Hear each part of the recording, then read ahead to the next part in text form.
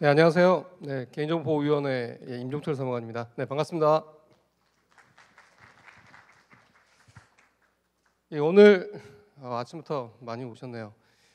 지금 오늘 아침 시작해서 말씀드릴 내용은 이제 개인정보보호법, 인공지능 얘기를 하면 항상 같이 따라붙는 말들 중에 하나가 이제 개인정보 보호, 그다음에 개인정보 자기결정권, 그다음에 뭐 침해, 뭐 이런 얘기들이 같이 따라붙기 때문에 인공지능에 있어서 데이터를 이제 활용하고 학습 데이터 활용하거나 또는 관리하는 그 과정에서 발생할 수 있는 여러 가지 문제점들이 많이 있을 수 있을 텐데요.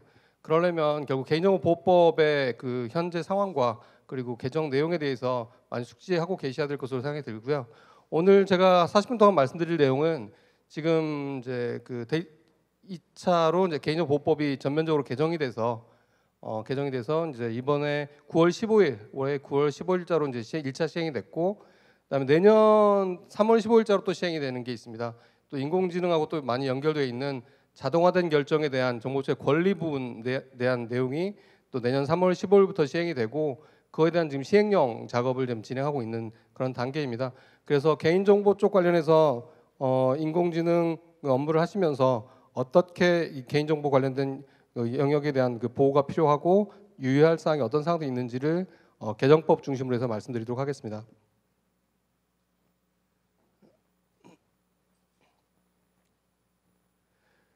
간단하게 개인정보보호법 관련해서 그 연역 좀 간단하게 좀 말씀을 드리면, 개인정보 보호에 관한 게 이제 우리나라에서 본격적으로 이제 그 검토되기 시작된 게 2000이 아니라 95년 정도 헌법재판소에서 개인정보 자기결정권에 대한 판례가 나오면서부터 본격적으로 이제 논의가 되기 시작했는데요. 그 외 공공 부분에서는 공공기관의 개인정보 보호에 관한 법률, 그다음에 온라인 쪽에서는 정보통신망법, 그다음에 금융 쪽에서는 신용정보법, 이런 법들이 쭉 각각 개별 분야에서 개인정보에 대한 규율을 하다가 2011년도에는 이제 개인정보보호법이 일반법으로 이제 제정이 되긴 했지만, 다른 법률에 특별한 규정이 있는 경우는 그 법을 따르도록 하고 있기 때문에 이게 좀 이렇게 나눠서 분절적으로 이제 운영되고 있다가 이게 정리가 된 게 이제 이때부터 시작입니다. 데이터 3법이라고 일반적으로 얘기하고 있는 2020년 이제 8월 달부터 이제 시행되고 있는 개인정보보호법, 통합 개인정보보호법이 시행되면서 그 분절적으로 운영되고 있던 부분들이 상당 부분 많이 통합이 됐고요. 대표적으로는 이제 행정안전부에서 하고 있던 개인정보보호법과 방송통신위원회에서 하고 있던 정보통신망법에 있는 개인정보 규정이 통합이 돼서 개인정보보호법으로 일원화됐습니다. 업무를 하시는 분들은 많이 기억하고 계시겠지만, 이때 이제 그 데이터 3법 개정하면서 일단 가장 큰 거는 개인정보보호위원회가 이제 중앙행정기관으로서 출범했다는 게 가장 중요한 큰 변화였고요. 그 정보통신망법에 있던 개인정보 규정이 이제 삭제가 되면서 개인정보보호법으로 이제 일원화된 그런 변화가 가장 큰 변화였습니다. 이때 가장 이제 여기는 뭐 표시는 돼 있지는 않지만 여기 있네요.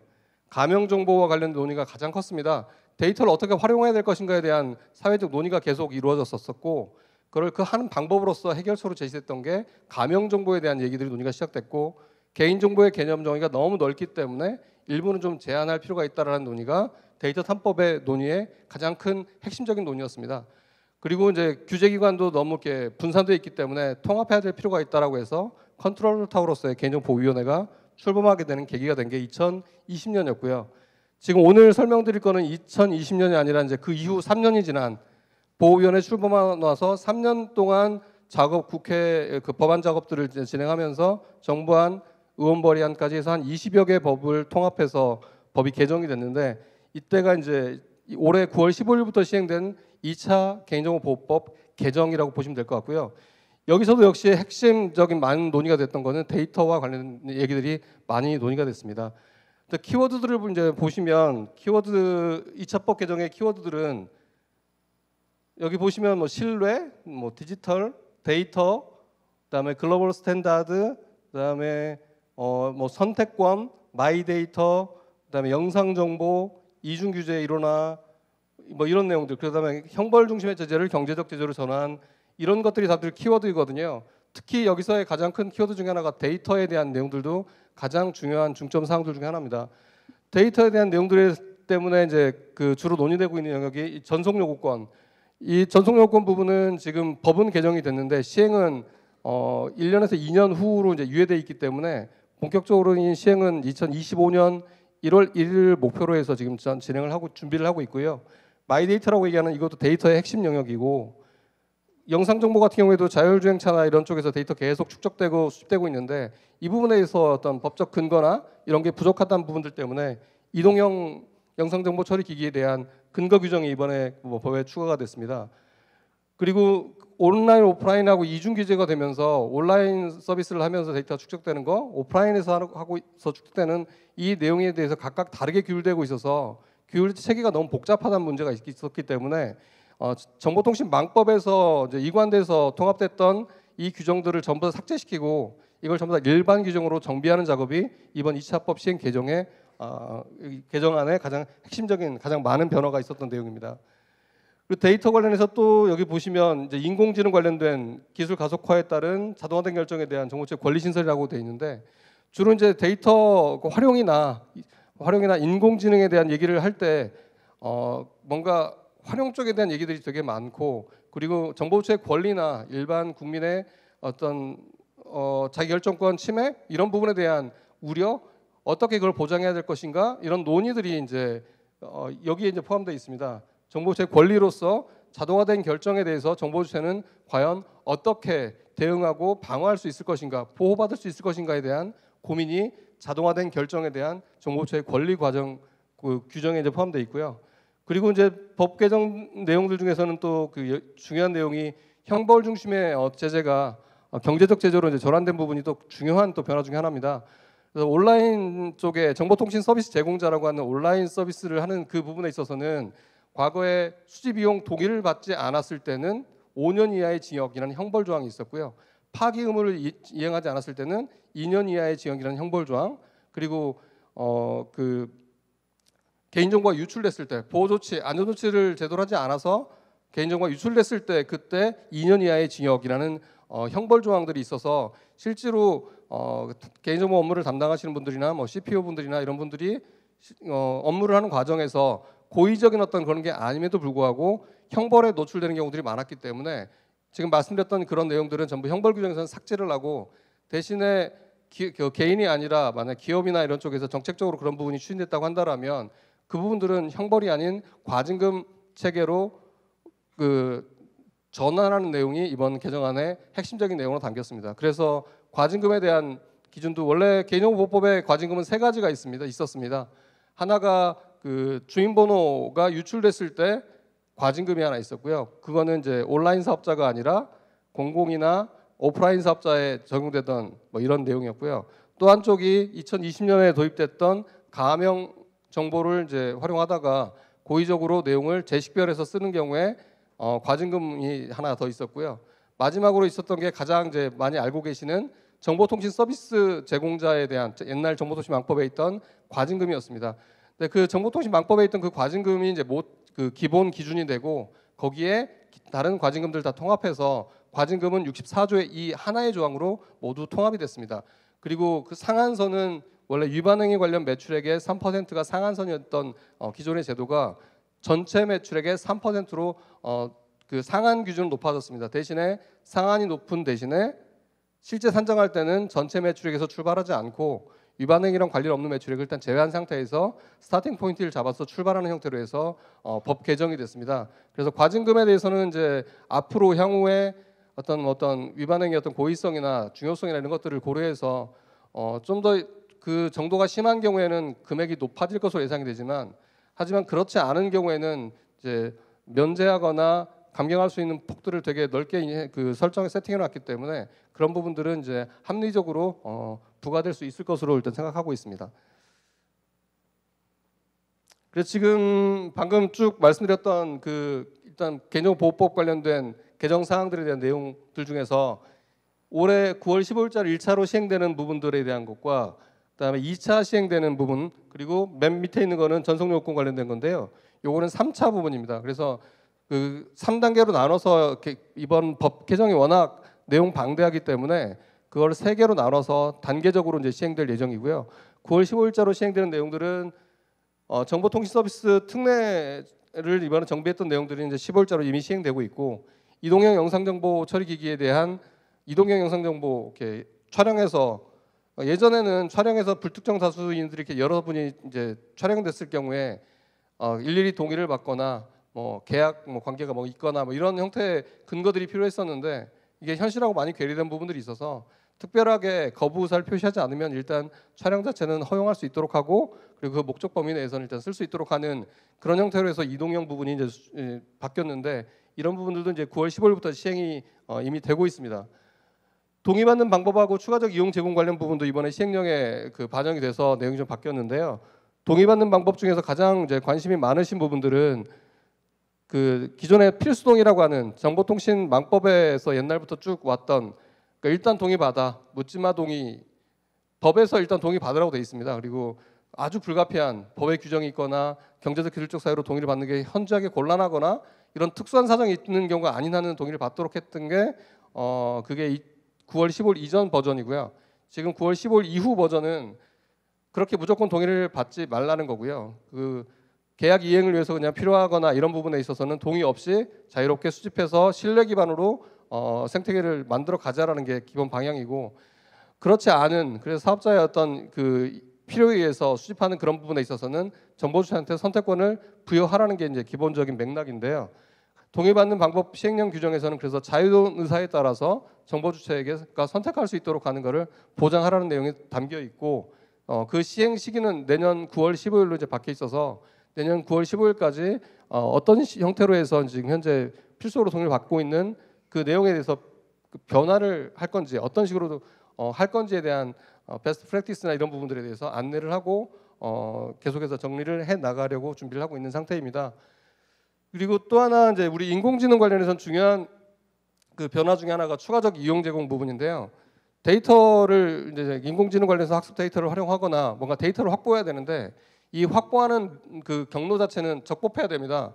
적법해야 되고 정보주체의 그러니까 적법 처리 요건에 해당되지 않은 그런 데이터 자체는 이제 법을 위반할 소지가 매우 크기 때문에 이런 부분은 리스크가 계속 남을 수밖에 없습니다.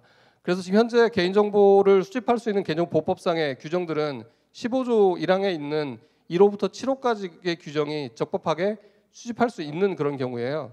1호에 있는 내용이 동의를 받아라. 동의받아서. 근데 아까 말씀드렸죠. 동의받을 때 강요하면 안 되고 자유롭게 자유로운 의사에 따라서 수집을 해야 되는데 그럼 안 주겠다고 하면 데이터 확보가 안 되겠죠.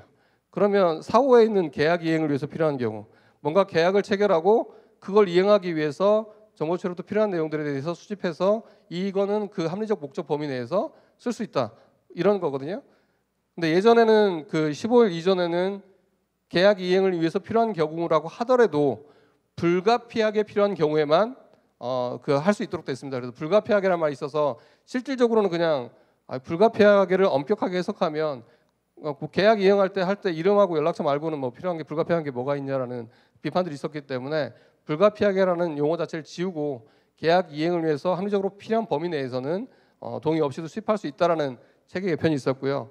그리고 이제 이 말씀을 드리려고 했던 건데 추가적 이용 제공 관련된 부분들도 20년에 이제 2020년에 바뀌면서 당초 수집한 목적과 합리적으로 관련성 있는 범위 내에서는 일정한 요건들이 충족됐다고 한다라면 추가적으로 이용하거나 제공할 수 있다라는 그런 규정이 개인정보보호법에 도입이 됐는데 이게 현실적으로 잘 작동을 하지 않았던 문제가 있었기 때문에 그 요건 중에 하나가 추가적 이용 제공을 하려면 처리 방침, 개인정보 처리 방침에 관련 내용들에 대해서 판단 기준을 미리 공개를 하고 그리고 해야 되는데 미리 공개하고 하시는 그런 사업자들은 제가 보지를 못했습니다.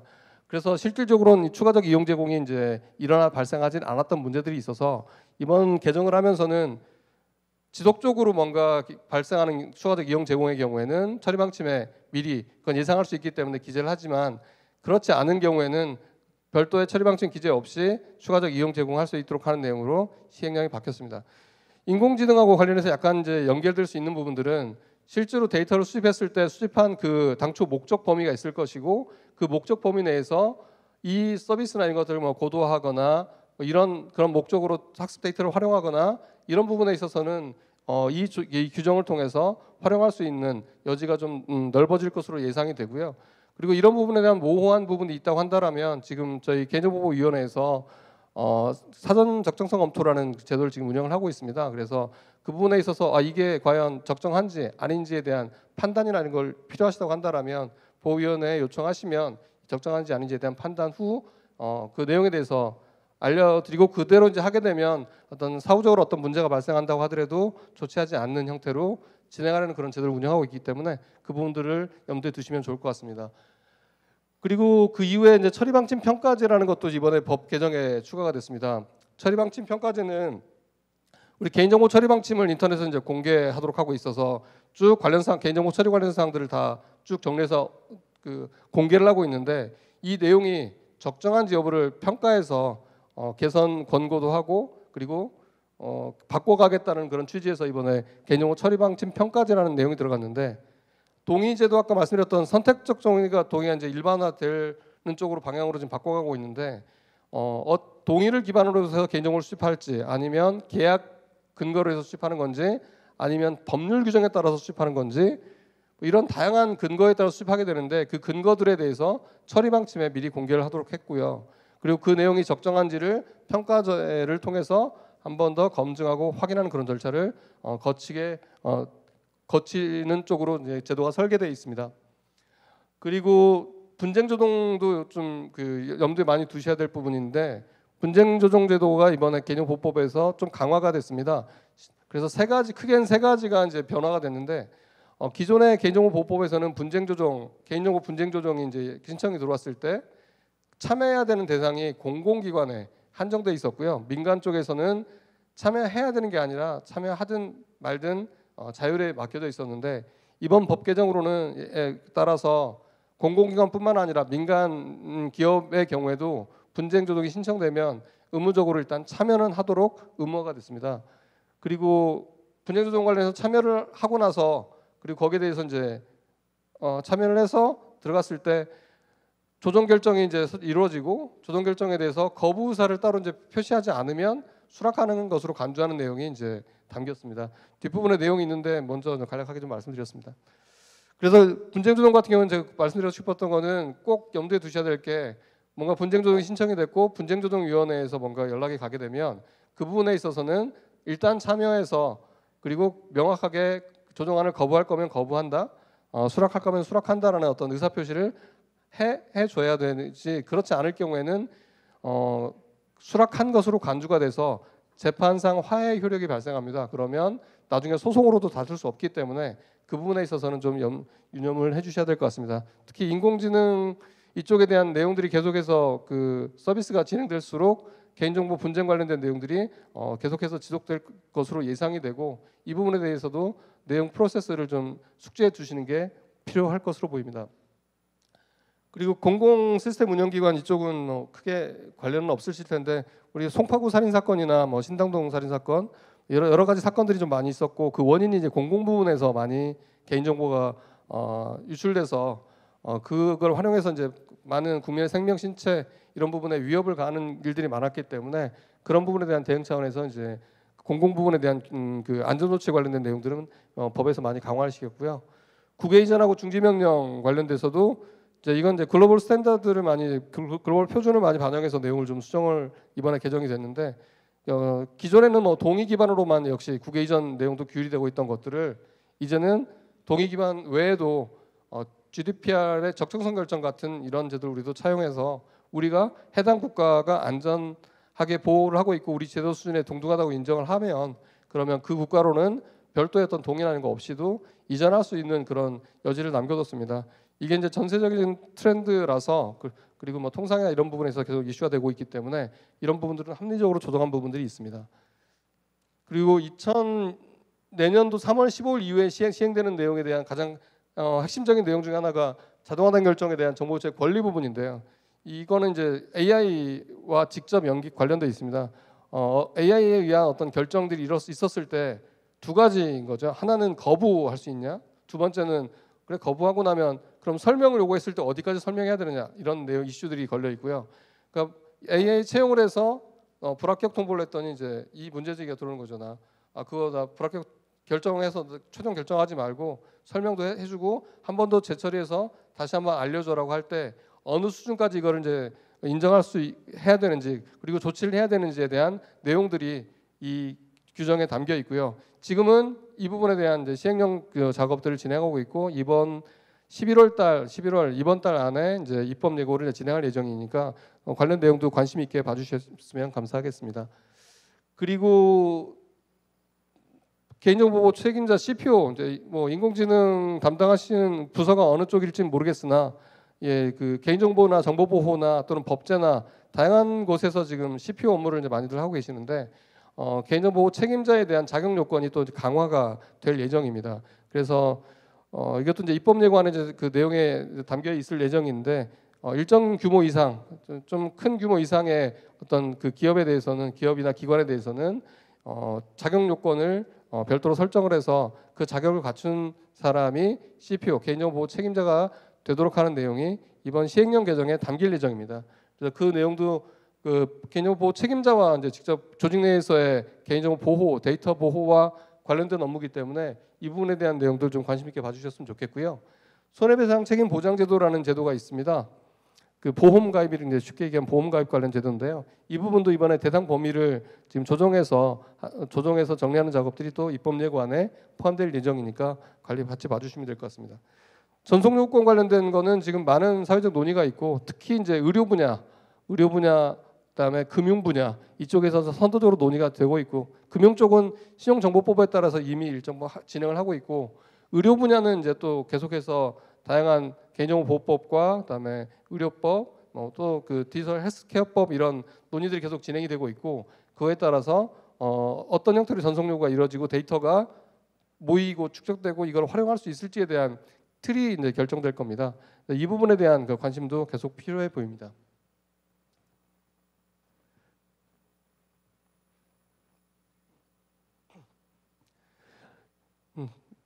지금 제가 뭐 빠르게 막 말씀드렸는데요. 이 말씀드렸던 내용이 지금 뒷부분에 있는 내용의 주요 내용들을 다 말씀드렸습니다.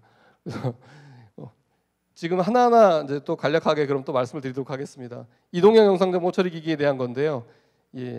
여기 요건에 가장 보셔야 되는 게 공개된 장소라는 워딩하고 업무 목적 공개된 장소에서 여기 공개된 장소일까? 여기 공개된 장소로 봐야죠. 누구도 오시는 거를 제한하지 않기 때문에 여기서 제가 이동형 기기로 촬영을 하게 되면 이걸로 촬영을 하게 되면 이 적용이 이제 될 겁니다. 근데 제가 개인적으로 촬영하게 되면 적용되지는 않는데요.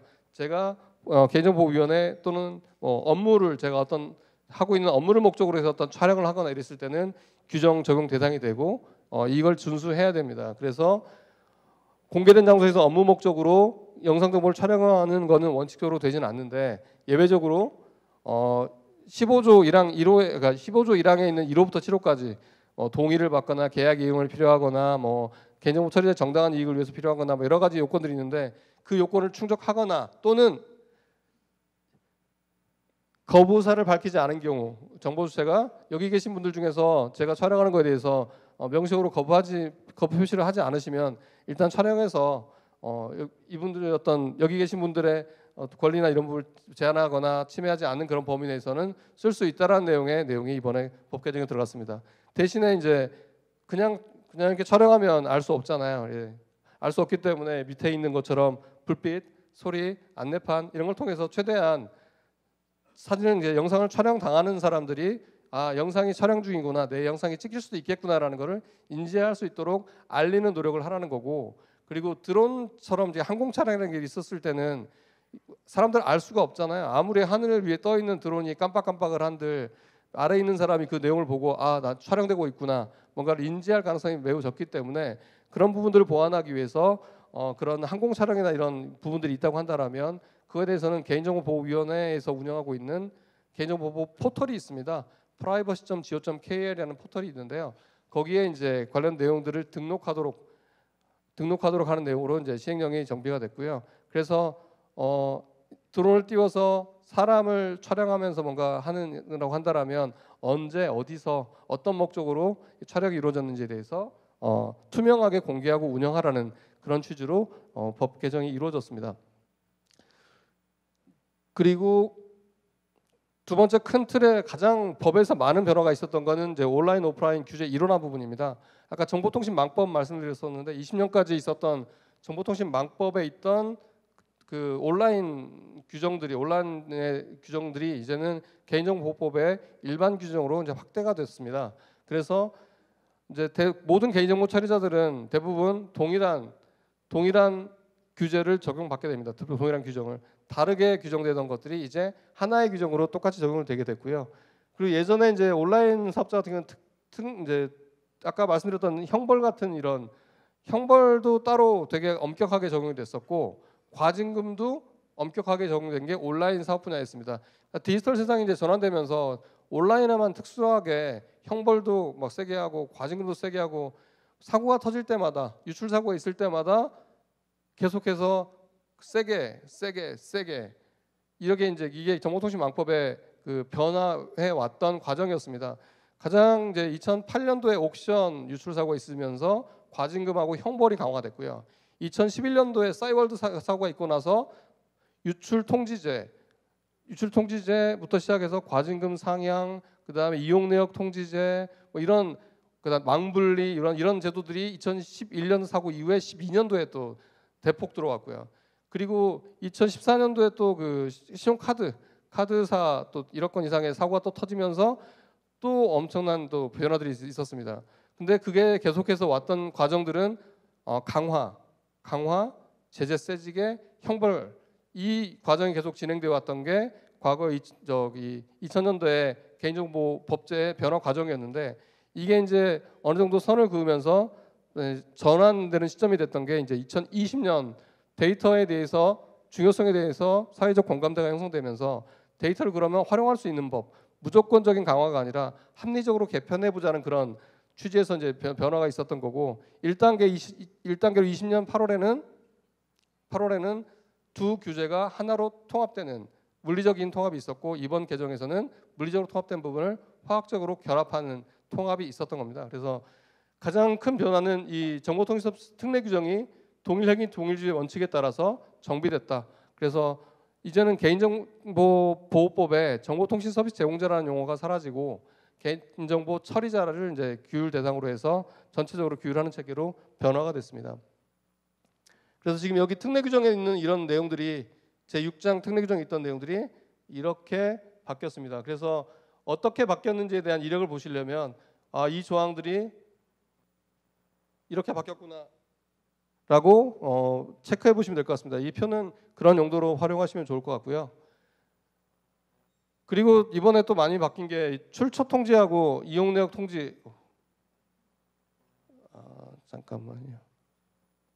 수집 출처 통지는 개인정보보호법에 있던 일반 규정이고요. 이용 내역 제공 내역 통지 제도는 정보통신망법에 있던 그 싸이월드 사건 이후에 2012년도에 도입됐던 통지 제도입니다. 1년에 한 번씩 이용 내역을 메일이나 걸 알려주는 그런 걸 의무화시켰던 이런 제도인데 둘 제도를 보면 깊이 있게 들어가 보면 두 제도가 상당히 유사합니다. 그리고 그래서 이제 이번 법 개정에서는 출처 통지 대상하고 이용 내역 통지 대상 자체를 다 일원화시켰습니다. 하나 똑같은 대상자를 일원화시켰고 통지할 때도 함께 통지할 수 있도록 내용을 좀 수정했고요.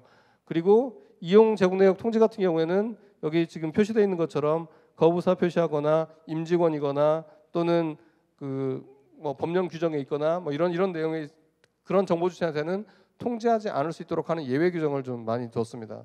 그래서 이용 내역 통지를 하고 계시거나 또는 출처 통지를 하고 있는 곳이 있다고 한다면 이번에 이 개정된 내용들에 대해서 숙지를 좀 하셔야 될 것 같습니다. 안전성 확보 조치 관련해서는 되게 관심들이 많고 특히 인공지능 업무나 이런 걸 할 때도 계속 데이터에 대한 보호 조치, 안전 조치에 대한 것들은 항상 가장 중요한 이슈로 따라붙습니다. 이걸 제대로 하지 않았을 때는 이제 리스크가 안전 조치에 대해서 안 해서 유출이 되거나 또는 뭐 문제가 생겼을 때는 과징금을 이제 부과받을 수도 있고 그다음에 이번에 형벌은 삭제됐습니다. 하지만 과징금이 전체 매출의 3% 이하로 그 범위가 엄청 커졌기 때문에 리스크가 상당히 있어 보이고요. 근데 이제 안전성 확보 조치도 역시 이원화돼 있었습니다. 일반 규정하고 온라인 특례가 이원화돼 있던 것들을 이번 개정을 통해서 하나로 이제 묶었는데 아무래도 이제 좀 더 자세하게 돼 있던 게 온라인 쪽이었기 때문에 온라인 어떤 그에 있던 특례 규정에 있던 안전조치 보호조치죠. 기술적 관리적 보호조치 기준을 중심으로 해서 내용이 좀 통합이 됐고 일부 서로 중복되는 부분들을 조정하는 그 작업이 이루어져서 지금은 이제 고시까지 다 마무리가 됐고 그래서 안전조치 관련된 내용에 대한 것도 이제는 일원화됐기 때문에 이거에 따라서 조치를 해야 됩니다. 이건 최소한의 기준이라서 적어도 이 정도는 갖춰져야 어떤 과징금이나 다른 손해배상이든 이쪽에 대한 이슈로부터 어느 정도 자유로울 수 있을 것으로 보입니다. 그리고 유출 통제하고 신고 제도도 이번에 좀 많이 바뀌어서 기존에는 그 온라인 분야는 그 24시간 이내 안날로부터 24시간 이내에 신고하고 통지하도록 하기에 이제 온라인 분야였고 오프라인이나 공공 쪽은 5일 이내에 하도록 돼 있었는데 이번은 이제 그 우리뿐만 아니라 해외 이제 EU나 뭐 싱가포르나 뭐 다른 나라들 사례를 보면 다들 72시간 정도의 기간을 두고 플러스 마이너스 적정 정당한 사유나 이런 것들을 고려하는 이런 체계로 돼 있습니다. 우리도 이번에 개정을 하면서 이제 24시간 온라인 분야에 24시간 있던 것들은 없애고 안날로부터 72시간 이내에 신고하고 통지하도록 정보처한테 통지하는 이런 프로세스로 이번에 개편이 됐습니다. 신고하는 것도 이제 온라인 같은 경우에 기존에 한 건 이상이면 다 신고하고 통지하도록 했는데 통지는 한 건이라도 계속 해야 되는데 신고 같은 경우는 한 건이라도 하는 건 아니고요.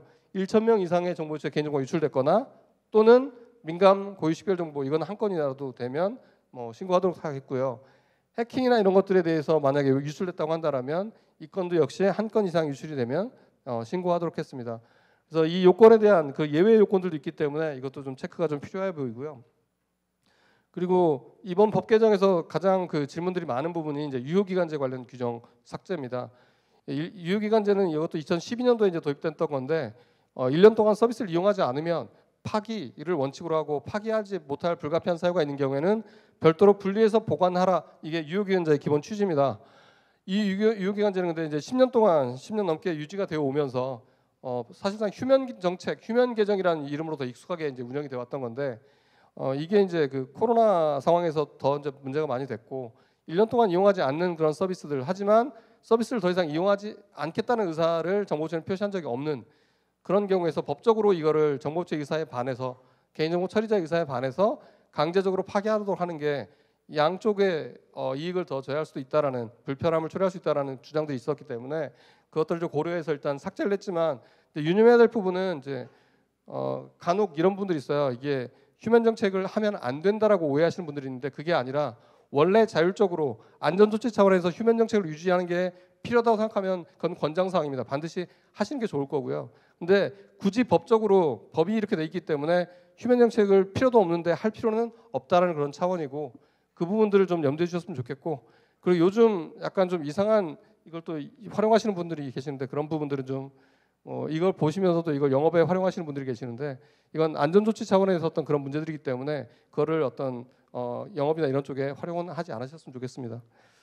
그리고 형식적 동의제도 개선 부분들이 이번에 좀 많이 좀 바뀌었는데 아까 같은 맥락입니다. 동의 관련해서 아까 정보통신망법 또 특례 이쪽 온라인 특례 쪽에서는 원칙적으로 동의를 받아라. 필수동의라는 얘기를 하죠. 동의를 다 받아야 되고 편했습니다. 오히려 로펌에 아마 법률 전문하면 이거 동의 받아야 되나요? 어떻게 해야 되나요? 물어보면 막 고민하다가 결론은 안전하게 동의 받으시는 게 맞습니다라는 회신을 받으시는 경우가 대부분이실 거고 그리고 이제 심지어 정부 기관도 마찬가지입니다.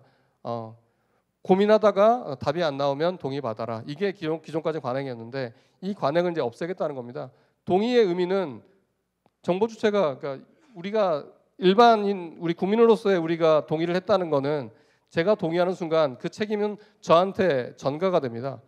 그러니까 동의가 사업자 입장에서는 되게 유효한 책임을 피할 수 있는 수단이긴 하지만 근데 불편하다는 이제 동의 안 하면 수집할 수가 없기 때문에 그런 단점이 있지만 정보 주체 입장에서는 내가 필요한 부분에 대해서 내가 동의 여부를 체크를 해야 되는데 필요하지 않은 내용에 대해서 정보를 계속 주고 동의를 요구하는 거는 그 동의하지 않으면 서비스를 이용할 수도 없고 뭐 이런 제한이 따르는 경우라고 한다면 이 절차 자체가 불필요하기 때문에 이런 부분들은 양쪽 차원에서 뭔가 조정할 수 있는 중간 타협점을 찾으려는 어떤 노력이 필요한 상태였고 그 부분들을 좀 더 반영을 해서 계약 이행을 위해서 필요한 경우는 일단 동의 없이도 처리할 수 있도록 하는 근거를 좀 더 명확하게 이번에 정비를 했습니다. 그리고 이제 여기 부수적으로 이제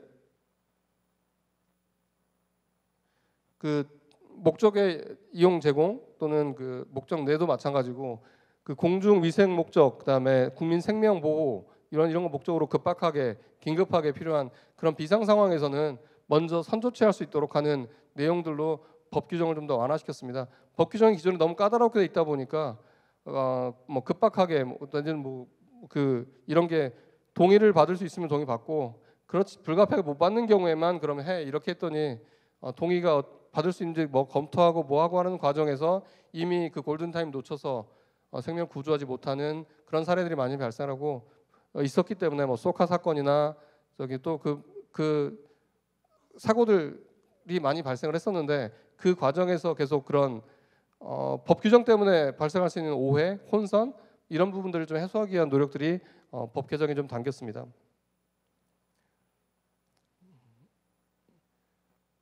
처리방침 평가제는 아까 말씀드린 것처럼 처리방침의 기재사항들을 명확하게 밝히고 개인정보보호위원회에서 이제 매년 평가 대상을 선정을 해서 평가 계획을 먼저 통보를 한 다음에 평가제 처리방침에 있는 내용들을 평가하고 개선 권고 작업들을 진행할 예정입니다. 그래서 이제 내년부터 시범적으로 이제 운영을 할 예정인데 거기 대상에 이제 포함이 돼서 하게 되면 이 내용에 대해서는 법적인 근거가 있는 상태라서 여기에 이제 대응을 해주셔야 될 것 같고.